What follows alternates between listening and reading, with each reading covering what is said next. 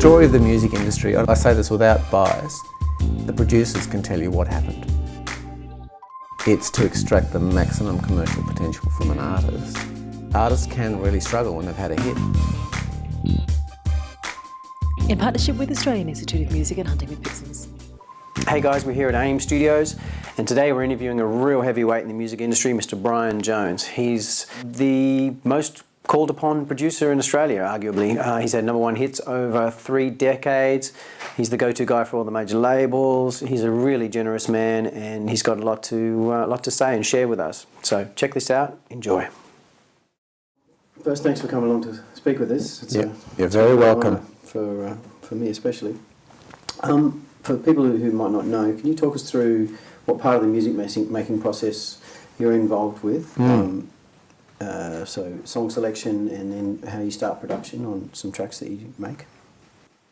Well, I guess if someone asked what my job description was, it's a record producer. And you don't always necessarily offer that up willingly, because people's reaction to that can be one of either, oh, that's fantastic, or, oh. I see.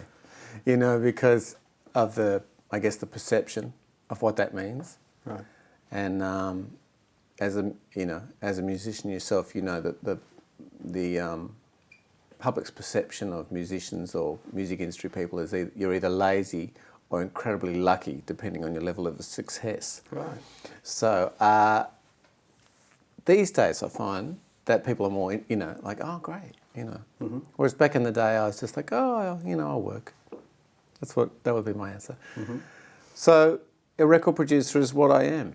Mm-hmm. And the older I get, the more I realise that probably, a born producer. Mm-hmm. Those things of, in film terms for people watching, you're the director, which means you're a control freak, you like to be in charge, you enjoy telling people what to do to get the result you like. Right. And if you don't enjoy those things, and if you're not born that way, it's going to be tricky.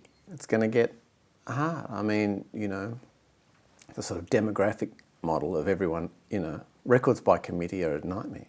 Right. You can't make a record records by committee do get made, and you can hear them. Right. And they're awful. They're just a disaster. Often people will listen to the radio and go, how did that song even get made, right? Committee is usually, it's like a bad film. You go, I love that actor, I love that actress, I love that writer. What happened?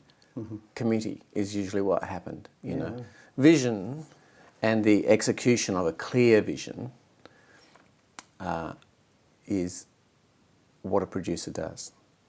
And so, we do lots of other things as well. But if you don't have that, singularity of purpose, then you're going to struggle with something that is sharp enough to cut through.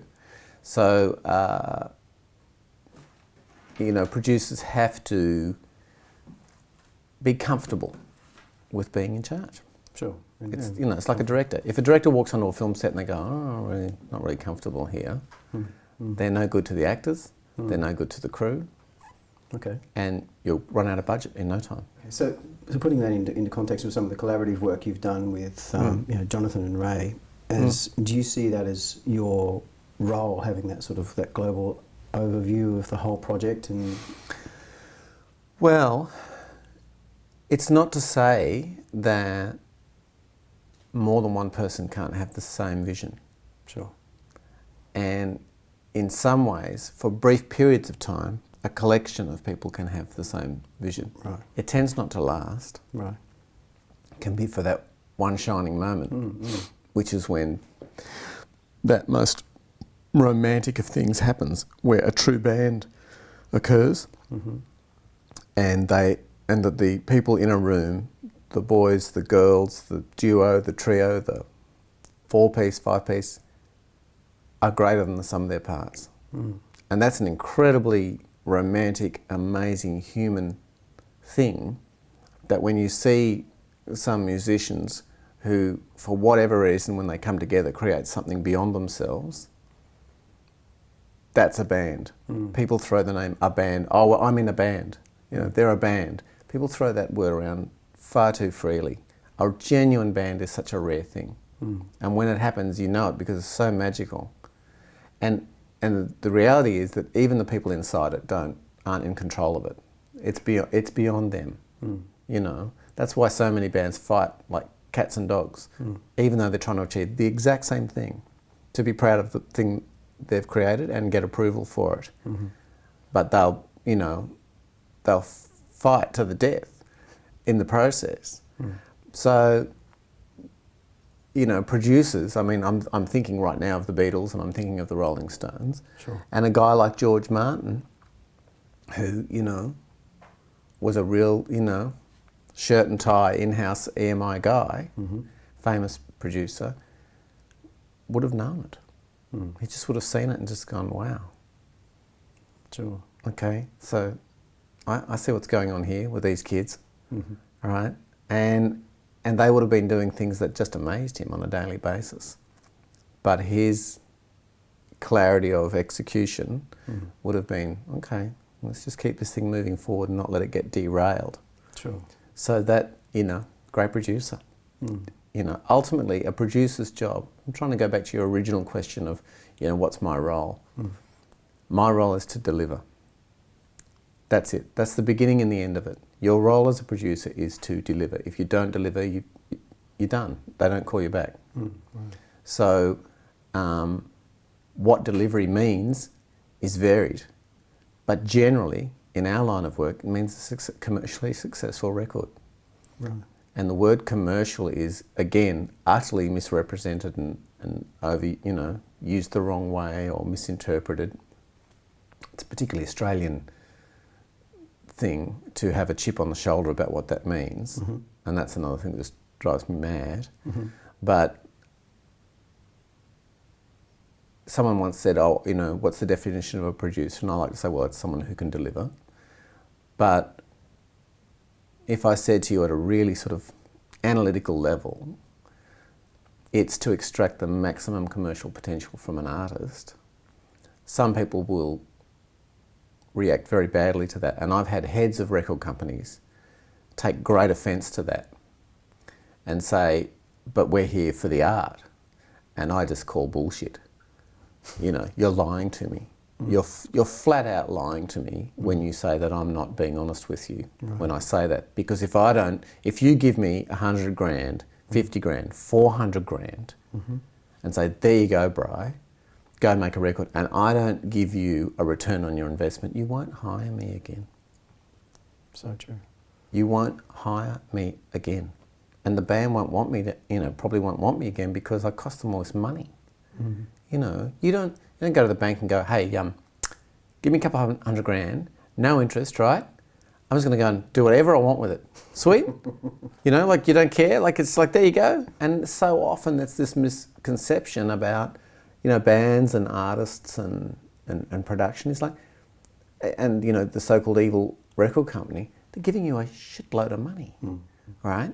So you better, and they're giving it to you so they get a return. It's not evil. That's the deal. You know what I mean? Take it or leave it. Take it or leave it. You don't have to take it, right? So so the producer, he is the guy or the gal in the middle of that where commerce and art go like that, right? You're that guy. And that's what, you know what I mean? Yeah. Probably the only more thankless task is a manager. You know what I mean? Who'd be a manager. But you have to make that work, that relationship. You have to make that work, and that's what you have to deliver the product. And at the end of the day, that's what it comes down to. Now, to say I'm going to extract the maximum commercial potential out of an artist, this particular CEO thought that meant that I would turn, you know, Matt Corby into Kylie Minogue. Right. And I'm like, well, I don't understand why you would think that. You know, obviously, Matt and his people extracted the maximum commercial potential from him. In fact, he went away from the pop model, spent some time, did his thing, made a charismatic record, massive hit. That's getting the maximum commercial potential out of that guy. Yeah, right. Right? They well produced. Right. Just removing the stigma from the word commercial. commercial. That's right, because people kind of go, and I'm sorry to, you know, I hate to tell his fans this, he's commercial. And if he's not commercial from here on out, right, suddenly an artist like that has a lot more to lose because he's had a hit, right? So one of the key things, and they call it sophomore syndrome or second album syndrome, is that artists can really struggle when they've had a hit because you've got to back it up. Now, if you're all about the art and you get to that point and you've had this massive hit, suddenly there's people saying, okay, do it again, all right? And that can often be where a producer is of immense value. The right producer is of immense value to an artist to avoid second album syndrome. Right. And you listen, a lot of second albums are incredibly introspective, down, flat work. It's just so, you watch it, it's just typical. The joy is gone, boom, you know? Right. And it's because often they just don't know how they got there in the first place. Right. You know? The story of the music industry, and I say this without bias, the producers can tell you what happened. Okay. It's the producers, you know, people go on and go, oh, what happened with the Beatles, what happened with the stuff? The producers will be able to tell you. What happened with the Kinks, what happened with the Who, what happened with Bon Jovi. I think probably the only people who really know are the producers. You know, the managers kind of know, the artist rarely knows, the label rarely knows, you know, but then you've occasionally got those great, you know, people inside labels, you know, the legends, your Jerry Wexlers at Atlantic and Armin Erding and those guys knew. They were smart, but there's not many. In partnership with Australian Institute of Music and Hunting with Pixels.